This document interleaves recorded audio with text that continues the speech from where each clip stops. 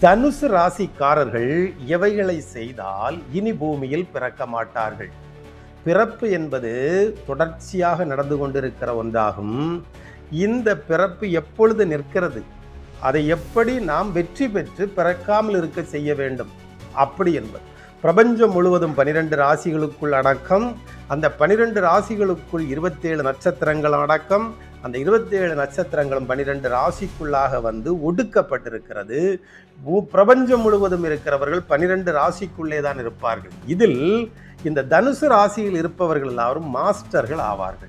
தகப்பனார், இந்த உலகம் எல்லாம் தகப்பன் இடத்திலிருந்து வந்தது.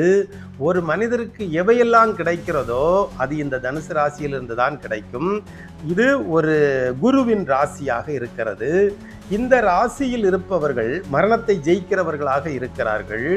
மேலும் எல்லா உலகங்களை பற்றிய தெய்வீக வேத ஞானங்கள், வேத அறிவுகள், தெய்வ உலகங்களை சார்ந்த சட்டதிட்டங்கள், அதன் வழிகள், எத்தனை வகையான பிரிவுகள் இருப்பது என்பதெல்லாம் இந்த ராசிக்குள் தான் வைக்கப்பட்டிருக்கிறது.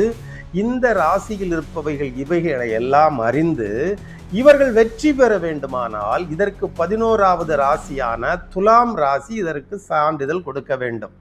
அப்படி சான்றிதழ் கொடுக்க எல்லா விஷயங்களிலும் நீதியை அதில் கண்டுபிடித்து யார் பக்கமும் சாயாமல் இதுதான் நீதி, இதுதான் சரியானது என்று சரியானவைகளை அவர்கள் எடுத்து அதை கற்றுக்கொண்டு அதை மக்களுக்கு சொல்லி கொடுத்து விட்டால் இந்த நீதி இவர்களுக்கு சான்று கொடுத்துவிடும்.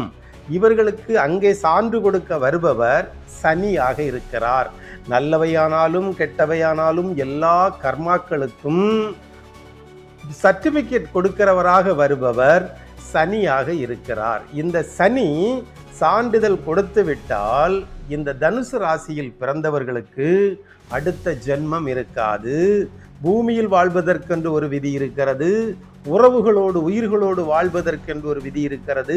இவை இரண்டையும் விட்டுவிட்டு தெய்வங்களோடு தெய்வ உலகத்தில் வாழ்வதற்கு என்று தகுதி பெறுவதுதான் அடுத்த பிறவி இல்லாமல் போவது என்பதாகும்.